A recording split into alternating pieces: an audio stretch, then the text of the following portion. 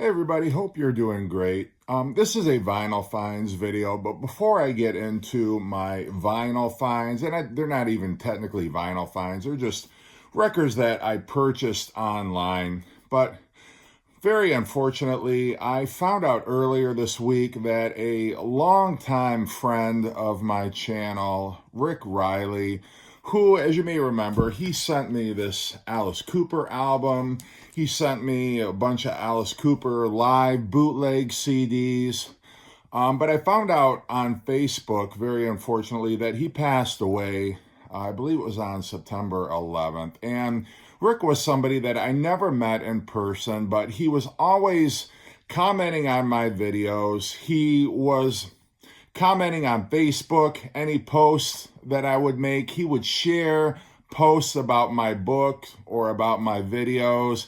He did more to promote my channel and my books than I did, but just a really solid guy. I really loved the exchanges that we had. He would message me on Facebook, and just recently, actually, I think it was a couple days before he passed away, he messaged me on Facebook and was saying he was going to send me a bootleg of Elf, which was Ronnie James Dio's first band, because he knew I'd done that Black Sabbath video with Ronnie James Dio and knew I was getting a little more into Dio's catalog. I'd gotten a Rainbow album lately. And that's just the type of guy he was, where he was always there with a nice comment, or I'm going to send you something, or promoting something that I don't know. Sometimes I really feel badly because he gave so much to me, and I feel like I didn't give anything or near anything back. And I don't know, I'm just kind of at a loss for words. It's still kind of hitting me a bit hard just because he had actually bought two of my books, and I had mailed one out a few days before he passed away. So I don't think he ever got it. But I was just looking back through old Facebook messages, and we had actually communicated. He had communicated to me the day before he passed away, and I responded to him, but I don't know if he ever got it. But I just wanted to give a shout out to Rick, because even though I never met him in person, he seemed like the sweetest guy, and I'm just really heartbroken over it because that's the thing. One of the benefits about having a YouTube channel and being in the vinyl community is all the friendships that we make here. And I really considered him a friend, even though, like I say, we never met in person, but we did chat back and forth. And it was just a real shock to me when that happened. So I did want to pay tribute to Rick, and how much I appreciated our friendship. And I'm very sad that he's not here anymore.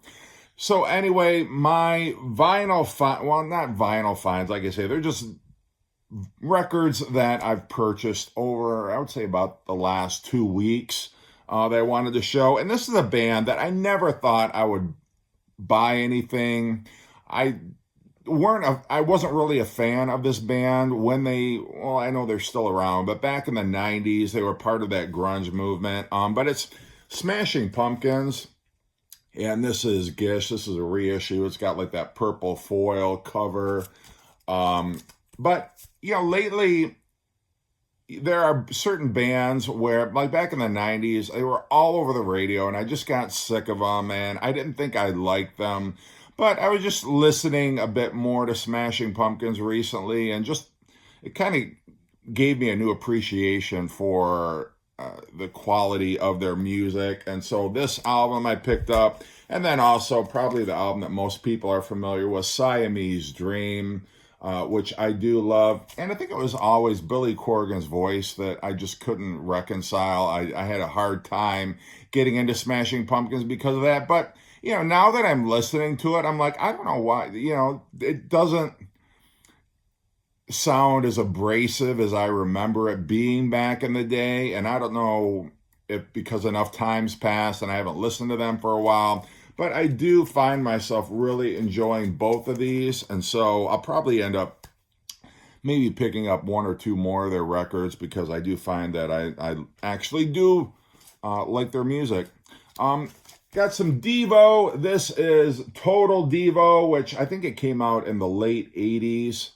Um, and I got this sealed, but I did unseal it because obviously I want to play it. But, found this great deal on eBay. And so I did pick this one up. And there aren't really any hits on here. This was kind of when they, I guess, the music buying public or new wave was kind of on the way out. And so, Devo's music had a hard time finding space on the radio, even college radio stations. I don't remember any Devo being played after probably maybe the Shout album, I think was probably the last that I was even aware of anything by them. But I did pick that up, and I read some not so great reviews of it, but listening to it, and first I ever heard this was when I was visiting Chris Prophy, and he had it and played it for me, and I'm like, oh yeah, this is actually really good. And so I did pick it up, and I don't see what what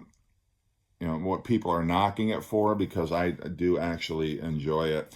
And the last three records I'm going to show are by the same artist, and you could classify them as synth pop. You could classify them, I guess, as a one-hit wonder, although they did have some hits, I think, over in the UK or in Europe, which were a bit bigger. But, I had one album by them, and I had a CD, and I guess it's easier just if I show who the band is, and then I can talk about it with this big mystique. Who's he talking about?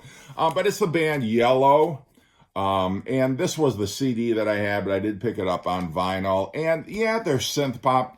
They had that song, Oh Yeah, which was in Ferris Bueller's Day Off. That was their huge hit.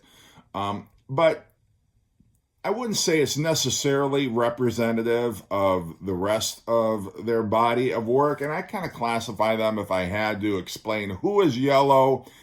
They're more like exotic synth pop. They've got it sounds like Brazilian rhythms at times, and just really all over the map. It seems like they incorporate like bits of world music, but in some ways they're like a band, like the people may know more like the band Air or 07, where you've got the two main, and it's like Tears for Fears, where you've got just the two guys, Tears for Fears, or OMD, where you've got like the two main guys, and they do all the instrumentation, all the music.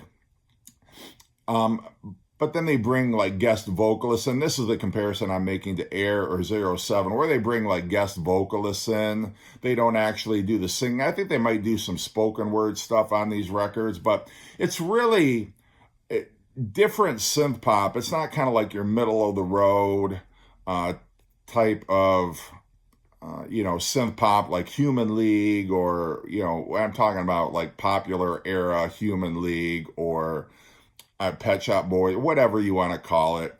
It's definitely unique, and I really like that each track is different, and they use different instrumentation and different rhythms, but it's always with like that electronic, I guess, foundation, if you want to call it. But Stella, this was the original studio album that contained that song, Oh Yeah. They did, and in the US, North America, they did stick it on their subsequent album, 1 Second, for whatever stupid reason.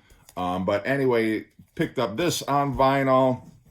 The studio album before that one was called You Gotta Say Yes to Another Excess. This is more like true synth pop, what most people would recognize as kind of like straightforward synth pop.